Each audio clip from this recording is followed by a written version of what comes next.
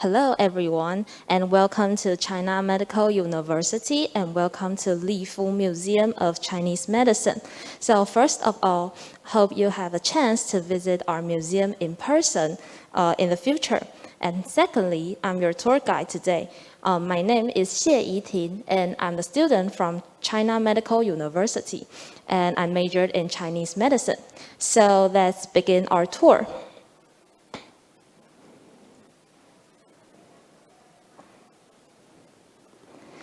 So this is the first floor of our museum.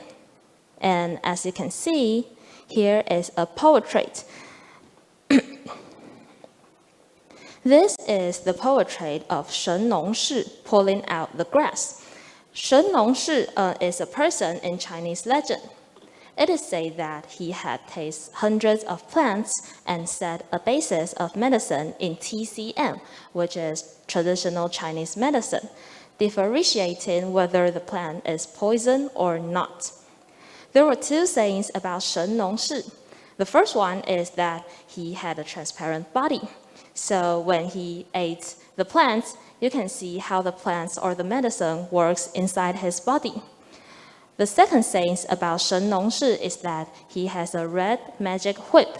So you can know the characteristic of the plant as the whip touched the plant.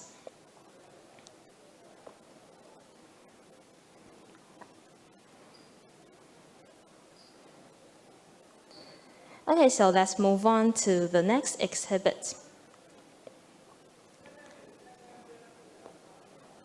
This medal is the representative of Li Fu Chinese Medicine Scholarship, which was established by school's chairman, Chen Li Fu. So we can see a circle here, so which represent a doctor's head. And there are lines here. These lines are the patterns of 8 trigrams, which means the sky and the ground. Down here are a rectangle and a circle, which means rules in Chinese philosophy. So the whole figure is telling that a doctor should have the manner and the integrity. So that's all about our first floor. And let's move on to the second floor.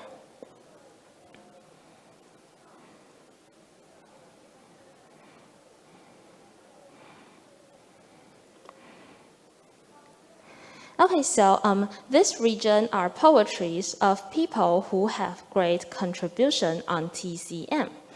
So first, this is the poetry of Bian Che. Bian Che is the first doctor in Chinese history and the first man to do the acupuncture. So the doctor's head I've just mentioned in the last displayed item also represent Bian Che. There is a saying that Bian Che is not really a person, but a group, curing patients everywhere by an image of a bird. Okay, so let's move on to the next poetry. This is a poetry of Zhang Zhongjing.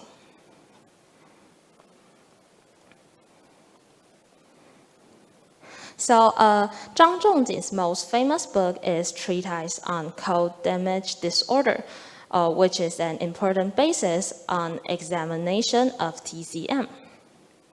The book is about how to differentiate a disease and how to prescribe the medicine in the proper dosage. So there's a story about him. In a freezing winter, Zhang Zhongjing saw a lot of homeless people with yellow faces and thin skin, not covered by clothes, and their ears were frozen because of the cold weather. Seeing this situation, he flipped through the book and researched a therapeutic formula that can keep out the cold. Then he cooked the warm lamb with some medicine, rub it in the dough and make it look like an ear. And then he put it in the pot. After people eating it, their whole body feels warm and their frozen ears were also cured. And do we have this kind of ear-like food today? We called it dumplings.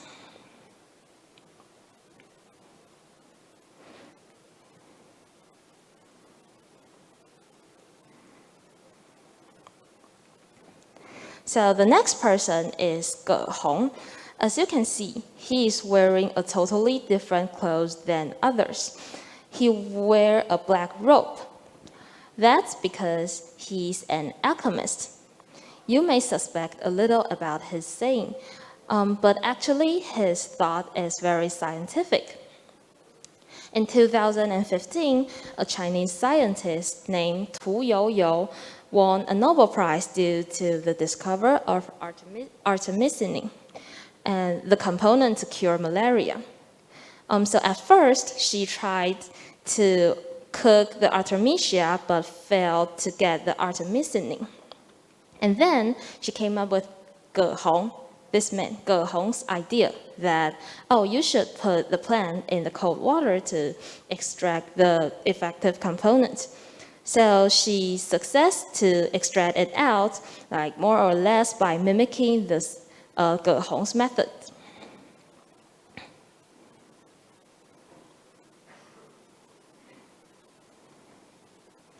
So this is a poetry of Sun Si-miao. He is actually an all-around doctor. He wrote an article named 大医精诚. The article is about how to become a good doctor, just like Hippocratic Oath for Western medical students. So Chinese medicine students have to take this oath today too.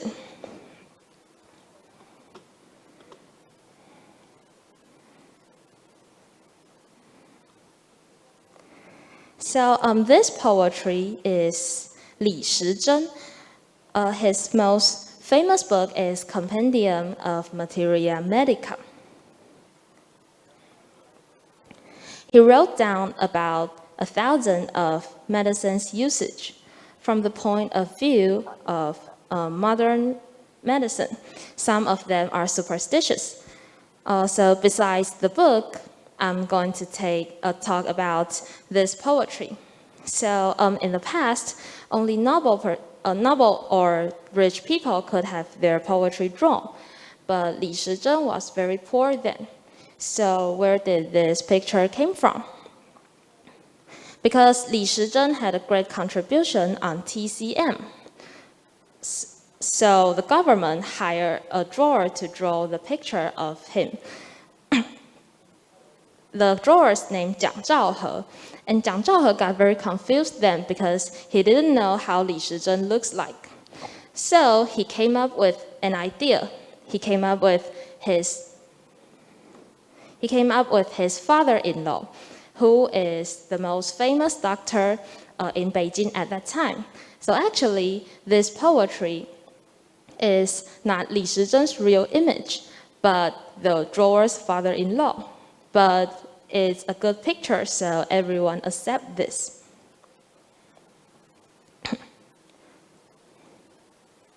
So let's move on to the next region.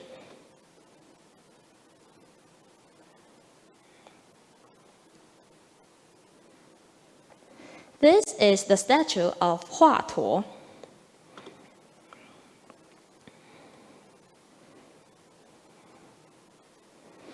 So Hua Tuo is the first doctor to do surgery in Chinese history. The most famous story of him is that the prime minister at that time had a severe headache. Hua Tuo inspected his sickness and said that, oh, he had to conduct a surgery and open up the prime minister's skull. But the concept of surgery is too advanced for people to accept at that time. So the prime minister thought that Hua Tuo wanted to kill him and got very angry. And then he burned Hua Tuo's book and put him into the jail. Hua Tuo had also invented the first anesthesia, but it's too poisonous, so we don't use that kind of anesthesia today. He also created a series of motion called 5 animals exercise, and we'll introduce later.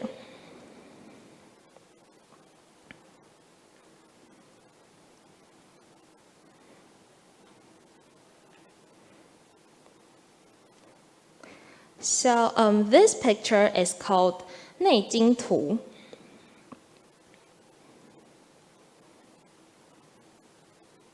It looks like a person being seen on lateral side, and here's the vertebra, the vertebra here.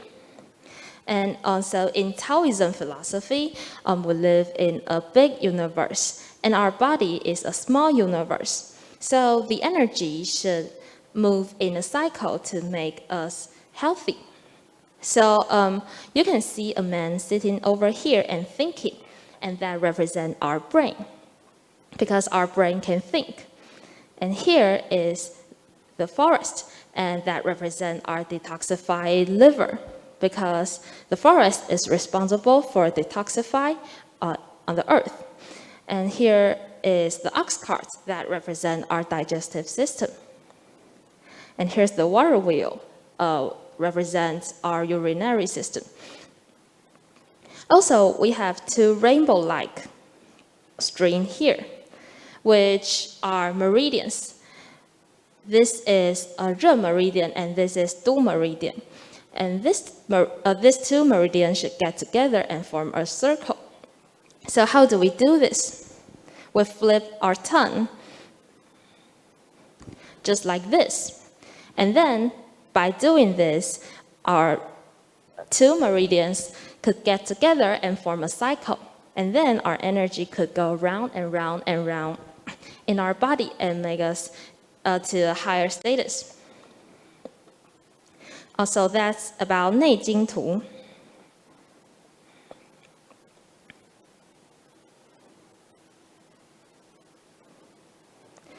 So here is a compass. This is a big compass in our museum.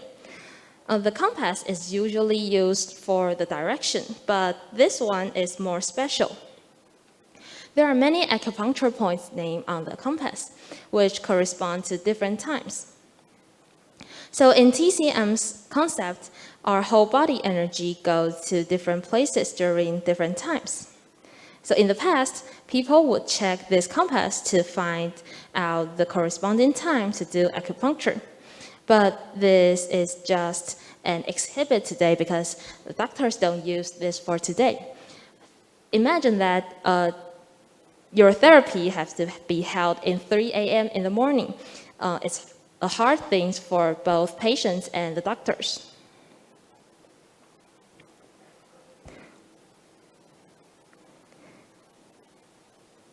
So this is probably the most expensive exhibit in our museum. This is called a medicine cabinet.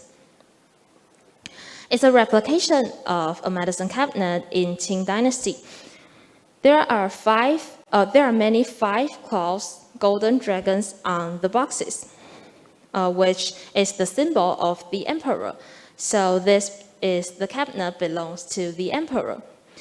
There were 100 boxes inside the cabinet, but one was taken out. So we left 99 boxes inside the cabinet. So in Chinese philosophy, odd numbers means the light and the even number means the shadow. So 99 is the biggest odd number. So that means very light, very bright, and means the emperor's right. And also, the number 9 had pronounced like long living in Chinese. So it also has a lucky meanings. Another fact about this cabinet is that this cabinet is actually not the one used in the palace, but it was taken out with the emperor when he go hunting. So it's more like an emergency box.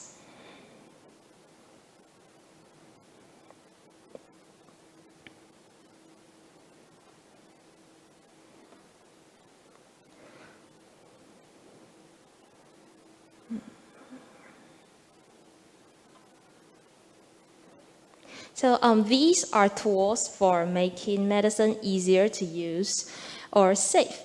So first of all, these are the cutters. This one is the northern cutter, and this one is the southern cutter. So this one is a northern cutter. So why are they different? They are different due to the different kinds of plants in China. In northern China, most of them are roots and stems. So we need this sharper one to save the energy. And in southern China, most of the plants are grass. So we use this bigger one to save our time. So let's move on. This is the medicine boat. The medicine boat is used for grinding the hard medicine. So how do we use it?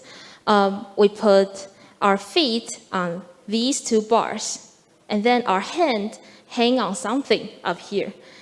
Then we can use our whole body strength to grind the medicine. Here is a little bamboo brush. And the bamboo brush is not for cleaning, but for clamping the medicine. Why do we need to clamp the medicine? So that's because when we cut medicine into many pieces, the medicine become very small and short. And in this case, we'll probably cut our fingers. So we use this bamboo brush to clamp the medicine and cut instead of our hand to ensure the safety.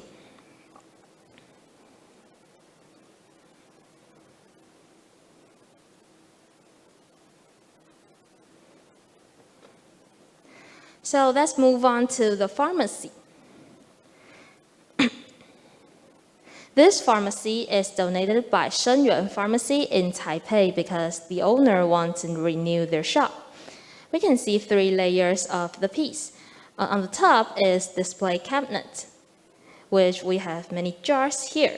So in the display cabinet, we put expensive medicine here because we want to boost our pharmacy a little. And also we put sticky medicine here in the jar because we don't want the sticky medicine to damage the drawers down here. So the second layer are the drawers, and most of the medicine were put here. And the last layer is called the stepping cabinet. We put the large medicine in the stepping cabinet. So actually, there's a channel behind the pharmacy. So in the past, when we want to prevent the medicine from the bugs, we prevent the medicine from bitten by the bugs, we burn sulfur from the bottom of the channel. And then the smoke go all the way up and go through the entire box. But we avoid this method today because it may be harmful to the medicine. So we can just use the fridge to keep and save the medicine. So that's about the pharmacy. And let's move on to the next floor.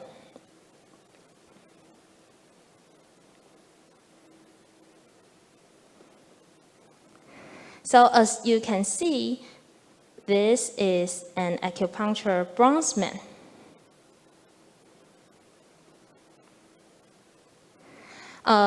It was invented for exam and teaching. So what the teacher do is the teacher will put the mercury inside the bronzeman and seal the bronzeman with wax. And when the student came in, the student should put the needles into the right acupuncture point. And if you do it right, the mercury will flow out. And that means you passed the test. So this acupuncture bronzeman was first invented in 11th century by a person called Wang Weiyi. But after the war, it was missing. So when it was found back, it was in a bad condition, so people remodeled it. After Eight-Nation Alliance, the bronzeman was taken to Russia's St. Petersburg Museum. So this one here is made from the Japanese one, when the Japanese one is made from the original one in 11th century. So if we move closer, we can see some lines and some dots on it. And the dots is what I say acupuncture points, and the lines are the meridians. So we'll introduce 3 acupuncture points for you today, and then you can push it or massage it yourself when you're in needed. The first acupuncture point is called He-Gu acupuncture point. Its international name is Li4. How we found this acupuncture point is that, first of all, we found our second metacarpal bone and point out the middle of it. Then, the direction to thumb, find the point about half width of thumb away from the middle of second metacarpal bone. And here is the He-Gu acupuncture point. So this acupuncture point is for curing head and face problems such as headache, toothache, or some nose problems. So the second acupuncture point is called 内关. Its international name is PC6. To find it, we should first find your wrist line over here. And then we place 3 fingers from it. And then you will find 内关acupuncture point. This point is for disease in heart and the chest. So such as chest pain, heart pain, car sickness, or even depression. So the third one is called 足三里 acupuncture point. Its international name is ST36. To find this acupuncture point, first you need to bend your knee into 90 degrees. And you'll find a small hollow on your knee. From the hollow, put 4 fingers on it and a thumb width away from the tibia bone. And then you can find the acupuncture point. So 足三里 is for some digestive system problems, such as diarrhea or constipation and so on.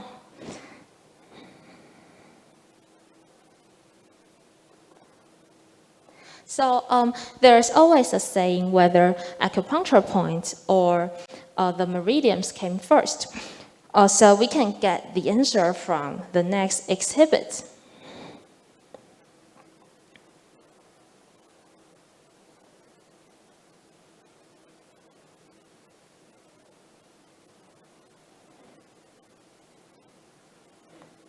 So this exhibit is a wooden man from 2nd century. Different from the bronze man, we can only see meridian on it. So we can tell that the meridian came first, then the acupuncture point. So that's about the bronze man and the wooden man. Let's move on to the next region.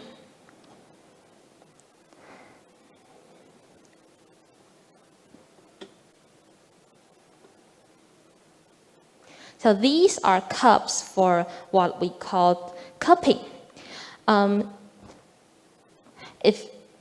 If you've seen the Olympic swimming contest, you may see there are red marks on the athlete's back, just like this. That's because they've done cupping to lower the tension of their back and let the blood move smoother in the body. So we put the cup on your skin and use a tool to pump the air out and make the cup nearly vacuum. And in this case, our skin will be sucked up, just like this picture. So in the past, we can use animal's horn to do the cupping. Like this black one is the ox horn. But we use transparent plastic cup for today and to monitor the situation inside. These are the moxie rolls. So the moxie rolls are used for moxibustion. We put the moxie rolls near to the skin. Moxibustion is for warming our body up and strengthen the meridians in our body. So we do this to cure the disease or prevent us from sickness, such as edema or diarrhea.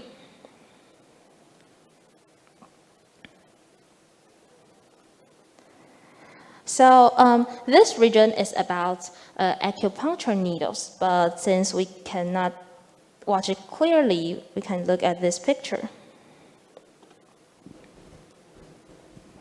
So these are 9 acupuncture needles, and they are used in the past. Each of them have different functions. For example, this triangle point 1 is for the bloodletting, and the round point 1 is for massaging. And this is the thinnest one, and it's the one that we still use for today. So we do acupuncture to harmonize the blood and the energy, or to soothe the pain in the muscle.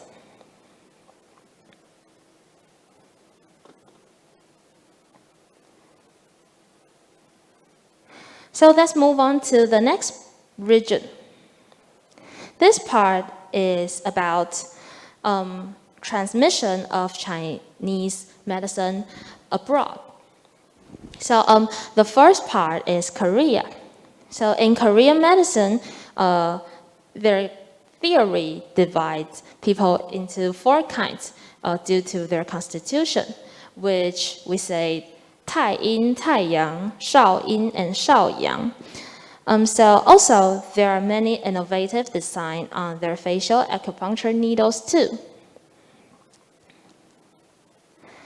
So this part is for Japan. So for Japan, they don't have a TCM doctor today, but Western medicine doctor could prescribe Chinese medicine to the patients. In about 8th century, Japanese learned a lot from Chinese culture and brought what they've learned back to Japan. So we can find some books about TCM in the temple in Japan now.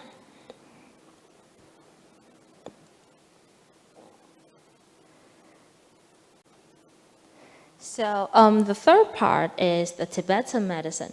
So under the Tibetan medicine is the mixture of Chinese medicine, Indian medicine, and the Arabic medicine due to its location. So Tibetan people used to writing down their knowledge on the scroll, and this scroll is called Thangka. And if the knowledge is related to medicine, we call it mantang. So there are 79 mantang all over the world, and 2 of them are displayed in our museum. So I'm going to talk about this mantang. This mantang is a rough concept about embryo. So we can see a fish here and turn into reptile, to the mammal and the human. So it may seem normal in our perspective today, but it's actually 1,000 years earlier when the embryology came out in 17th century. This mantang was drawn in 8th century.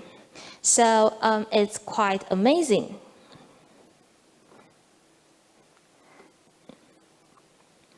And you can see here's a model of some people. This is what I've just mentioned, a series of motion called 5 animal exercise created by Huatuo, which is to do the exercise by mimicking 5 kinds of animals, including tiger, the bear, the deer, the crane, and the monkey. So Huatuo believes that by mimicking these 5 animals and practice this exercise could make you become healthier. It is said that 2 students of Huatuo practice this exercise every day, and they live until 90s. So it's quite amazing since it occurred about 2,000 years ago. So this is all about this 4, and we can move on to the next 4.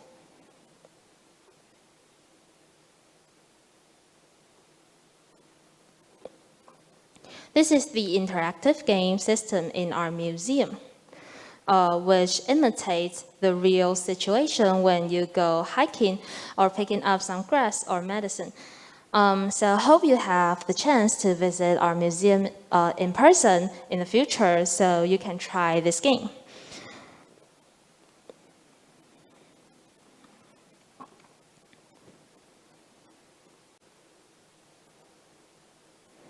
So this part is the real and fake medicine. For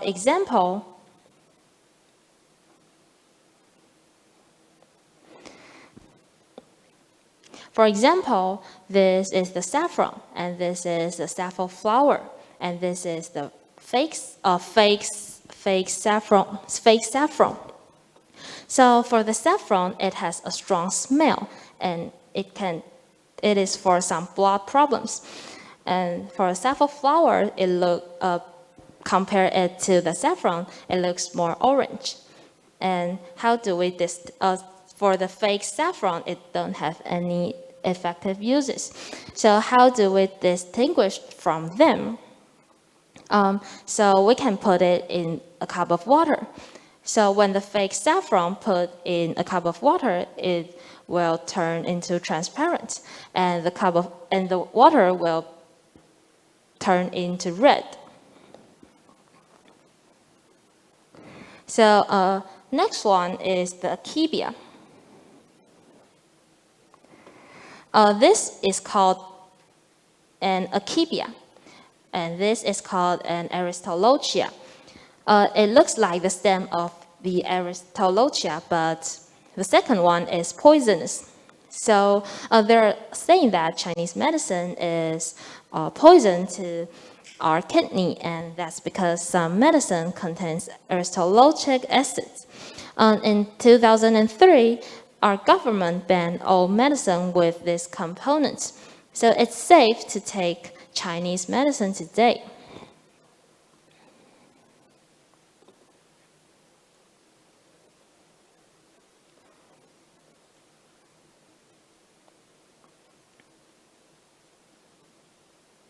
So let's move on to the ginseng part.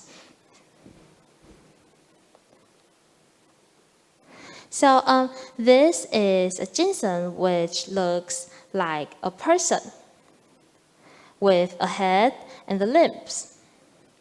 So we plant ginseng for about 6 years. This is the first year, the second year to the sixth year. The effective components starts to appear on the third year here. And we usually harvest the ginseng on the sixth year. So the ginseng's price depends on its shape. We classify the ginseng into 4 classes. If it's complete, and we can sell it in high price. So a lower price when it only have 1 leg, and much lower when it don't have legs. And then we'll slice it into pieces. There's a story about ginseng. In the past day, people believed that ginseng are little elves and would flee away. So people put red robes on it to prevent them from escaping. Ginseng is used to boost our energy and make us healthy. There's a kind of ginseng called Western ginseng, which is more soft and suitable for the elderly and the kids.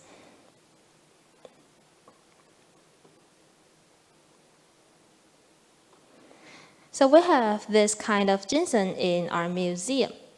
This ginseng is from Changbai Mountain, a wild environment for ginseng. This ginseng cost $20,000 US, so it's a pretty expensive one.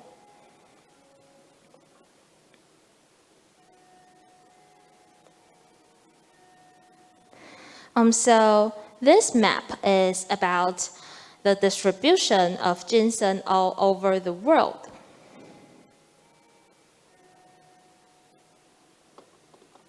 So at first, in about 17th century in China, people have a craze about digging and using ginseng. But then in 18th century, the emperor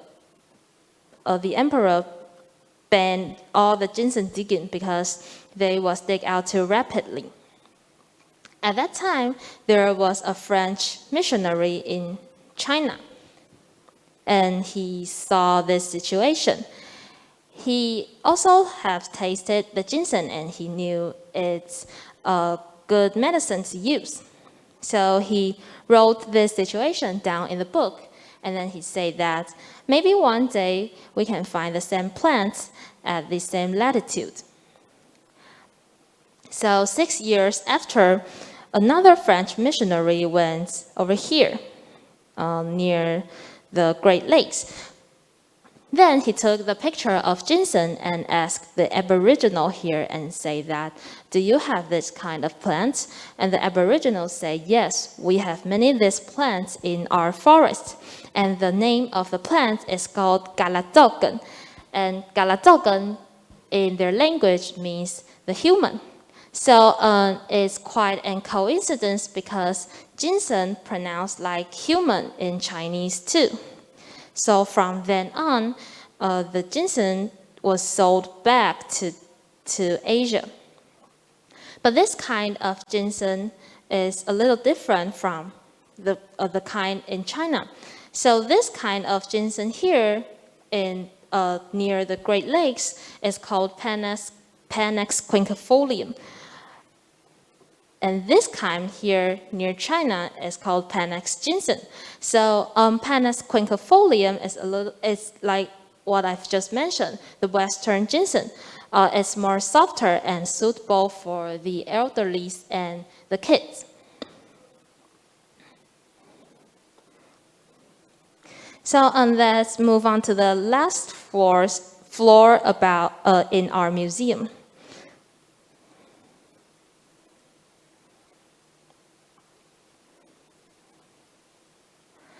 So this part displayed the animal medicine.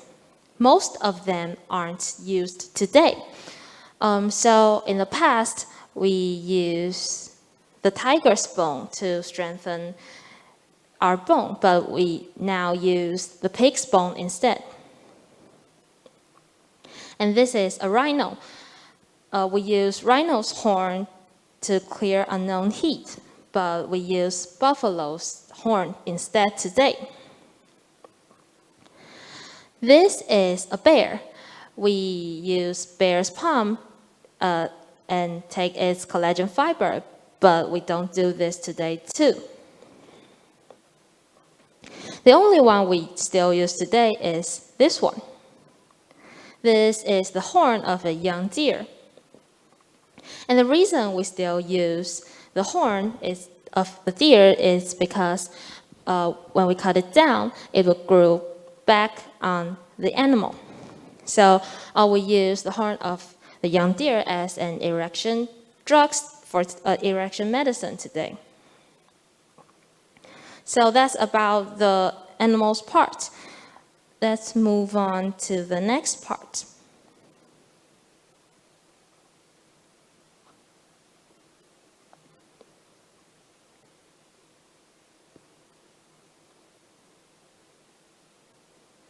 This part is about poison snake. So we take snake's venom to make medicine. It could be classified into two categories. The first category is the neuron venom. So the neuron venom is for making painkiller. And the second category is the hemorrhagic venom. So the hemorrhagic venom is for curing the blood clots in human's body.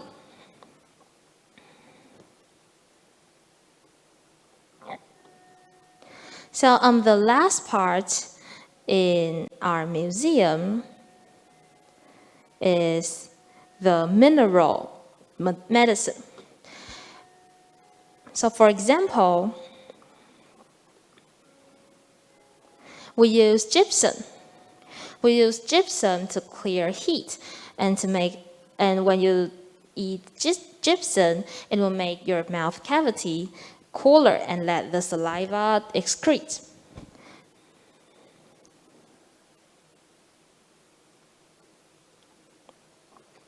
We also use the magnet. The black one is the magnet. So when we use the magnet, we cook it with the vinegar to extract the effective components. And it's for calming patients down. Also, the yellow stones here is the sulfur. So the sulfur is used for skin problems and some kinds of constipation. And we can see five kinds of minerals here, this five. So these 5 stones are all warm medicine, so they form a formula in the past. People take this formula not because they are sick, but because they want to be in a hypertension. So just like people today use drugs. So when you take it, you will feel so hot and happy, and you will forget unhappy things. But if you ate it too much, you will become sick or even die. So you can also say that is the earliest drug abuse in China. So this stone over here, the red stones over here, is called cinnabar. So the cinnabar is an expensive medicine for calming the patient effectively, but it's poisonous and it's banned several years ago in Taiwan.